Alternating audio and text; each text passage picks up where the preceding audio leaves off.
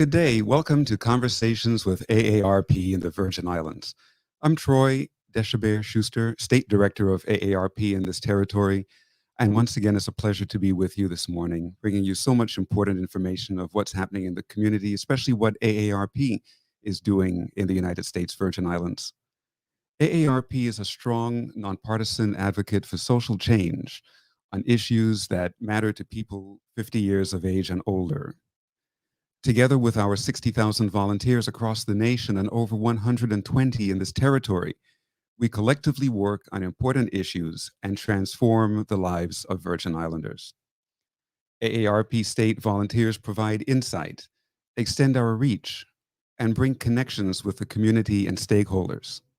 Simply put, our volunteers play an intricate part in delivering on our mission to empower people to choose as they live, from participating in one-on-one advocacy meetings with elected officials to mounting large-scale outreach events. Their support is paramount to our success. And so today we will talk a lot about our volunteers, how to become a volunteer for AARP in the Virgin Islands, and how volunteers help us to enter into the communities we serve. And to this end, we have with us two very special friends of mine from the National Office of AARP in Washington, D.C. We have with us Kathy Kynes and Rebecca Villarreal. And so welcome, dear friends. Thank you. I'm thrilled to be here. Wonderful to see you. Thank you. And as we were sharing just before the beginning of the show, both of you played a very intricate role in my entry into AARP. Before I became state director of this territory, I myself was a volunteer. And so through my volunteer experience here, I met Kathy virtually from the national office and was able to share about our outreach, our volunteer style outreach in the community of the Virgin Islands. And then when I became an employee and a state director, Kathy Kynes was one of the first people I met when I went to visit the national office. And her warm welcome made me feel very much at home within AARP. So, ladies, tell us a little bit of what you do in the national office, starting with Kathy. What is your role? What is your position within the company? And what do you do in that particular role? Thank you, Troy. And it's just so nice to be here with my good friend, Rebecca, to talk with you and the folks that are tuning in about volunteerism. I work in the Office of Volunteer Engagement, and I say I have the best job in the world. I get to encourage people to volunteer. How cool is that, right? That's my job. So in the Office of Volunteer Engagement, we carry on the legacy of our founder, Ethel Percy Andrus, who was AARP's very first volunteer. And so we say volunteering is in AARP's DNA. It's been there since the very beginning. And the office that I work with has the honor of supporting and encouraging the volunteers and the staff like yourself and your team, Troy, who work with those volunteers. So thanks for having me. Thank you. And your team members, all of you have a huge role because you help to enliven and coordinate volunteerism across the country and help us state directors and us state staff to do so. So thank you for all that you do. And Rebecca, tell us about your role at AARP. Sure. Thank you so much, Troy. I'm lucky to be part of the AARP family for almost 20 years now. And what I do at the Office of Community Engagement is I actually work hand in hand with Kathy to look at the community and best figure out ways to best support the staff and volunteers who want to make a difference. It could be to make a community more livable with walkable sidewalks. It could be to help people get caregiving resources. It could also be to support volunteers in the advocacy, the advocacy realm or the outreach realm, since we have two primary arms of AARP. We have advocacy and we have outreach. So it's my joy to kind of, what I like to say, have a mind meld with Kathy and find the best ways we can be of support to both the volunteers and the staff working in community across all of the nation and our territories in the U.S. Virgin Islands and Puerto Rico. Another amazing role with the Office of Community Engagement. And it makes sense that both of you work so closely together because it's volunteers who help us to penetrate the communities, right? To get right to the heart and soul of our members. and potential members. So it makes perfect sense that both of you work so well together. And so talking more about volunteerism for a moment, Kathy, April is National Volunteer Month, a month of reflection on the work of volunteers and appreciation to them for creating strong and meaningful presences in communities across the United States. AARP recognizes the importance of volunteering and the invaluable potential to change someone's life. Each year, AARP presents the Andrus Awards program to celebrate and honor volunteers that give their most precious gift, that is the gift of time. So, Kathy, tell us some more about the Andrus Award, the AARP Andrus Award, and how it celebrates AARP volunteers. Sure. I want to first start by what you mentioned, which is it is National Volunteer Month. And my guess is that many of the people that are watching this are helping somebody else in some way. You are a volunteer with AARP or with another local organization. You are a helping neighbor who is taking someone's trash in when they don't feel well. You are a caregiver who is helping someone you love and you care about. And we are a nation of people that care and a nation of people that volunteer, which is unusual in the world, actually. The United States volunteerism rate is very high compared to other countries. And so I want to start by saying thank you, a big thank you for everything and anything that you do. Big or small, it makes a difference to somebody, and that's worth celebrating. So this is National Volunteer Month. We used to be a week. We said, what the heck? Let's make it a whole month. We can't celebrate all this good stuff in 1 week. So it's been a month-long party, and appreciate you all being part of that. You mentioned the Andrus Award for Community Service, and certainly we want to recognize all volunteers and the service that they provide. As an organization, we also have this award that is AARP's most prestigious award in each state or territory. And the nominees can come from anywhere in the community. You don't have to be an AARP volunteer to be nominated. You don't have to be an AARP person to nominate someone. So this is truly AARP's way of recognizing community service very generally. And the qualifications are that the person who is nominated would be doing work that it fits with the mission of AARP, which is helping people 50 plus and their families to live their best life. So we encourage you, if you can think of someone who you would consider an outstanding, award-winning volunteer, to nominate that person for AARP's Andrus Award for Community Service. The nomination period opens May 1st, so we're almost there, and goes through July 15th. So if you need to think about it a little bit, you have till mid-July. But we'll put the information in the chat or at the end about that nomination process. Thank you, Troy.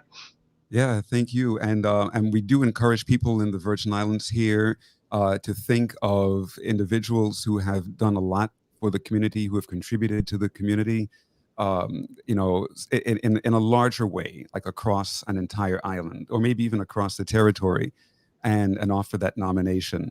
We did not confer an Andrus Award last year because of the pandemic and because we were prevented from having kind of in-person events. We hope to confer an Andrus Award this year. So we will be opening nominations next month, as Kathy mentioned, and we will put that information in the chat on this show. And it will also be on our Facebook page, AARP Virgin Islands. And for most of the month, we'll have it pinned right to the top of our Facebook page. So please go there, look at our Facebook page, and make nominations for the Andrus Award. The year before last, that was 2019, we honored Alma Winkfield. She is the president of the Virgin Islands, or now she's a vice president, but she was the president and foundress of the Virgin Island Trail Alliance, developing hiking trails and biking trails across the island of St. Croix. And she has done a lot of work in the community and a lot of work with AARP and so forth. But by the way, the Andrus Award winner, for the listening audience, does not have to be an AARP volunteer. It just has to be somebody who has done a lot of work in the community and has impacted the community in a positive way. So please do think of your friends, relatives, acquaintances who you would like to nominate for that. And so, Rebecca. Yes. the COVID-19 pandemic brought unprecedented changes to the way we live. In 2020, AARP shifted all its outreach events from in-person to virtual offerings. Please tell us how this shift has impacted volunteerism and community engagement at AARP. Absolutely. Well, I want to start by acknowledging all the challenges that we have been through with the pandemic. And we hear a lot about those challenges. What I want to do is, after acknowledging that, tell you a very good number of good news stories. Well, first, we can say that people have learned new special skills as they do with in person volunteering. As most of you know, we have been conducting all kinds of events, just like this one, virtually. So I can use your wonderful events. You have financial resiliency workshops, and volunteers can moderate workshops like that. Volunteers can introduce experts, they can help with chat. There are so many different things that volunteers have learned to do or already had the technology skills to do.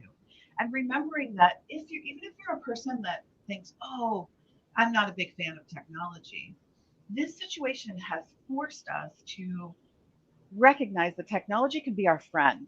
Because if you can learn these special skills through volunteering at AARP, imagine what you can do to communicate with friends and family who don't live close by, or who even live close by, but due to the pandemic, you're not seeing them in person. Another exciting reality has been, I mean, I can do yoga in St. Croix now, because I can do that through your Facebook Live events. And Right. you have so many compelling events in the territory. And we have also had the ability for volunteers to access concerts from around the country. Yes. AARP recognizes, there's a national office who does national events, but states and territories across the country are doing some of the most compelling, innovative events we've seen. So we have seen volunteers introduce some pretty amazing concert musicians. We have seen individuals in Ohio, as an example. They did a natural hair care event, and they worked with a cancer survivor who was advising women on natural hair care in the African American community, and people from across the country attended that.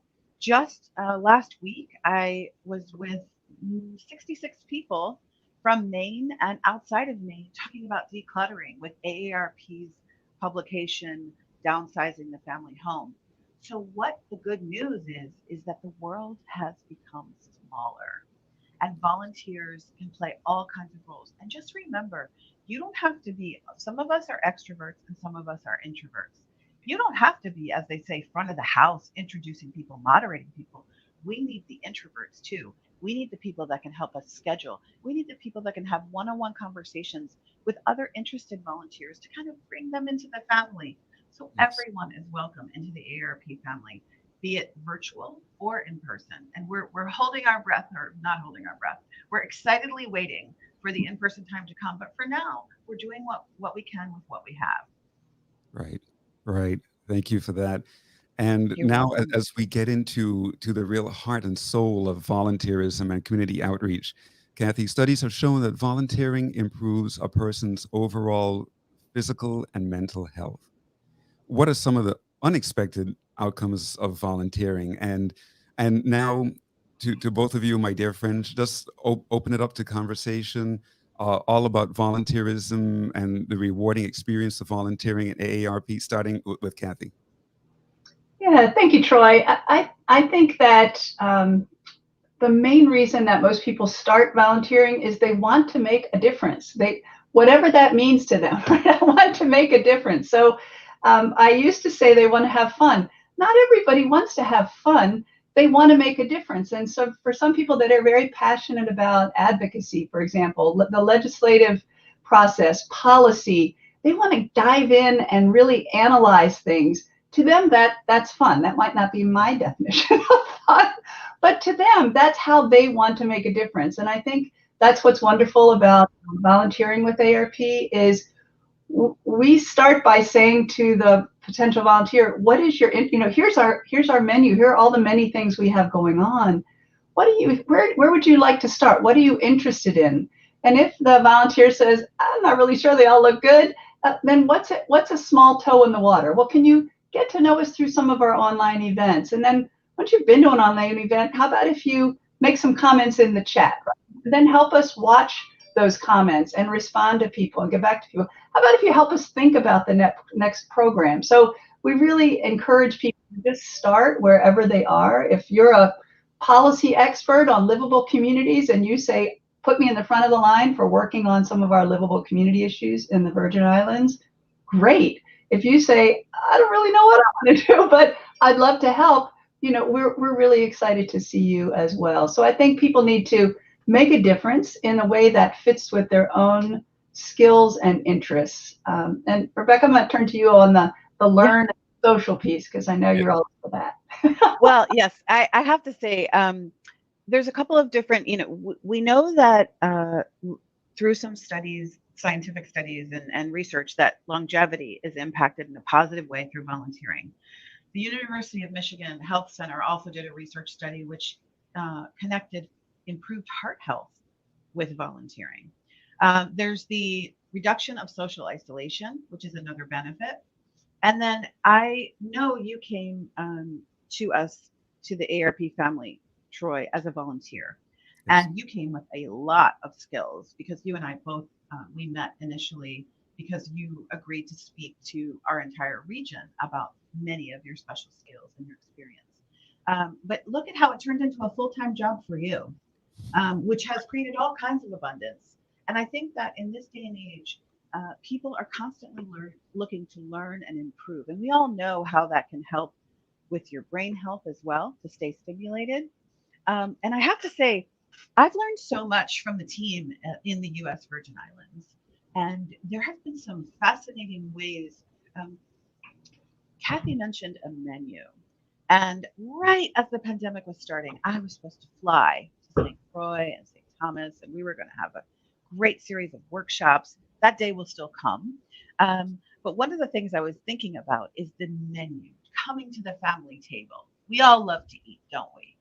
Well, when you come to a family dinner, sometimes you bring something big. Sometimes you're just meeting someone for tea and Johnny cakes. But in actuality, you know, you can bring any kind of special skill. When we talk about the advocacy arm, our colleague Pam Toussaint has held some fabulous roundtables with legislators and has had some wonderful meetings with stakeholders. And you might say, what could I do there? Well, if it's legislation related to healthcare, if you are a nurse or a retired nurse, you are a valuable, you're bringing skill sets and knowledge. We need your help. Or if you're a caregiver, we need your story. We need to know what your daily life is, so that the legislators really understand the financial, emotional, energy impact on what you give to your loved ones. So those are just some examples. I'm actually getting very excited, and I've had plenty of tea. So I'll punt it back to you, Troy. No, Can I make one more comment before you? absolutely, Kathy. Absolutely. Rebecca made me think of it, was the other area for roles, and it's really it's really leapt forward, I would say, in the pandemic, is the whole world of communications and helping us to promote things. So to be honest, people listen to their friends and their family most, right? So if you can be an AARP amplifier, if you can use your Facebook page to say, hey, I went to this great financial workshop series, or hey, AARP has this advocacy bill in the legislation, we want people to, you are the trusted voice, right? Even more so, to be honest, sometimes than staff or a national office, right? You are the trusted voice for people that know you. So Rebecca mentioned Pam. Noemi Garcia also works with volunteers here in the Virgin Islands with social media volunteers. What can you do on social media to help us? Or behind the scenes on a show like this, right? Or other types of shows like this. So there's a world around communications as well. And Troy, I never should have stepped on you, and I just did. So forgive me, my friend. But I'm going to do the family thing, and I'm going to jump in now. Carry Because, on. you know, it's like pass the rice. Okay, so building on what Kathy said, as I said, we're one giant brain together. With the communications piece, even if you're not a social media person, keep in mind, if you go to a place of worship, you have a circle of influence there telling people, even I know some places are convening with social distance and masks. Tell people about these events. That is volunteering. You are helping to promote our amazing work. And the thing I don't want to lose track of is there might be people now just wanting to come to our table and commune with us and be a part of the family. So go ahead and send an email to VIAARP at AARP.org. Again, I'm going to say that nice and slowly because if you want to join the family, someone will answer that email. It goes to every single staff member. They'll figure out who is the best person to answer it. Again, it's VI at AARP. No, do that again, Rebecca, nice and slowly. VIAARP at AARP.org. Now I'll just go like this. So you can No, thank you both. It's always a pleasure having both of you in the same conversation, and you all do tag team really, really well with the conversation. And the one thing that always strikes me whenever I listen to you, Rebecca, and you, Kathy, speak, is you can take AARP, which is such a big organization, right, with a lot of policies, and you can just bring it all home and make it all so welcoming and really bring it to the heart, you know and that's what we want our volunteers to feel. One thing I always say to anybody who's thinking of volunteering for AARP: come, with enthusiasm and without any kind of reservation. A lot of people think, oh, I have to volunteer, I have to do a lot of hard work, it's going to be heavy lifting, they're going to throw a lot of stuff in my lap, it's going to be tedious, it's going to be stressful. No, at AARP, first of all, we want the volunteer experience to be a pleasant one. And I can say that my team, we have heard so many of our local volunteers tell us that AARP is the best organization to volunteer for. We've heard it time and again from men and from women of all ages, how much they enjoy volunteering for AARP.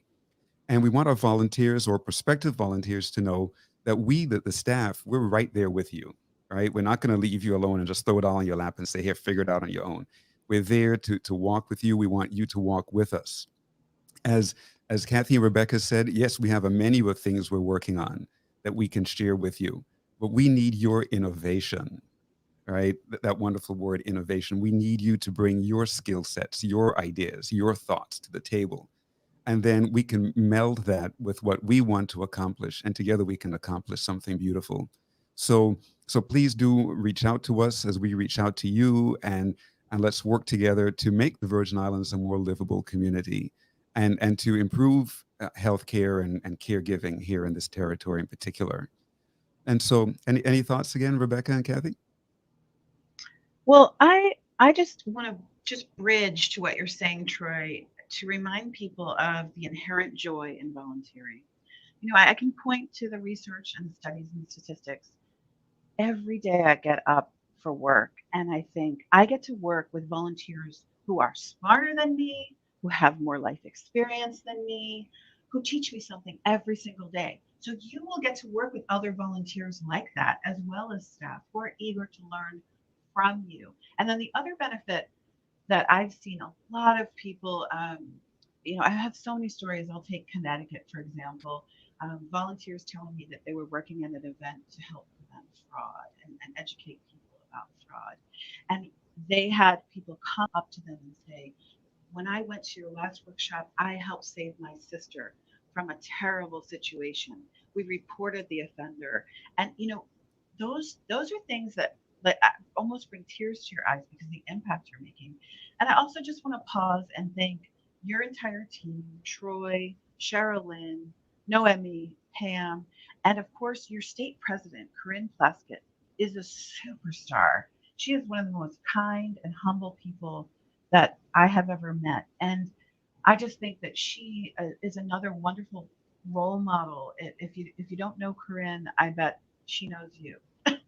And so I invite you to join the family. Again, email us at VIAARP at AARP.org.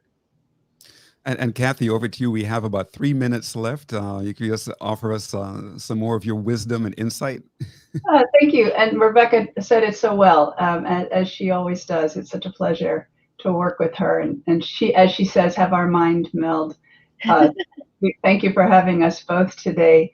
I wanted to mention that I did have the pleasure of coming to the Virgin Islands a couple of years ago and working with the tremendous volunteers that you have in the territory. And their spirit is remarkable, and their passion is so obvious, and their love for one another as well as for the staff. So I think it's a very welcoming environment, and an environment where you all really do encourage each other to try something new, take initiative, learn new things, and meet new people. And in the end, especially as we sit in this pandemic and think, you know, how can I break free a little bit, right? Well, one way to break free is just try something new, and that new, we hope, might be a new way of volunteering and helping others. So thank you so much for having us today. It's been a real delight. Thank you. And as we mentioned at the beginning of the show, I came to AARP as a volunteer. I knew my predecessor, the former state director, Denise Singleton, since I was a youngster. I was a contemporary of her twin sons. We were in school together. And so, you know, Denise was always so enthusiastic about AARP, and it was contagious. And I became a volunteer and then an employee. And as I always tell people, to know AARP is to love AARP. Absolutely. I mean, the more you get to know AARP, the more I've been associated with AARP now, what, about 6 years, 5 years as an employee. This is my 5th year. August will be my 5th anniversary. And I just fall in love with it more and more each day. So we invite anybody who's interested. You don't have to be over 50 years of age. You can be younger. You know, as long as you're over the age of 18, we're happy to have you as a volunteer. You don't have to be a member, or you could be a member. You can actually become a member of AARP from the time you're 18, believe it or not. I learned that when I became the state director. But of course, the benefits really start kicking in when you reach the age of 50, because we focus on the 50+ population. So please, listening audience, please think about AARP, join us in our work, be part of the exciting work that we do here in the Virgin Islands. You see that more and more we're penetrating each island, and now we're about to expand our community outreach to the island of St. John. You know, when I first came, it was St. Croix, then we expanded to St. Thomas, and now with Pam over there, Pamela Toussaint and St. Thomas, we're now about to expand more into St. John. So lots of exciting things happening, and we're just about out of time, but thank you so much, Kathy and Rebecca, for making the time to be with us on this show. It's wonderful to have our national colleagues together with us here in the Virgin Islands. So thank you for being with us today. You're welcome. You're welcome. It was a joy. Thank you. Pleasure. Thank you. Have a great day now. You Bye-bye. too. Thanks, you too, Troy.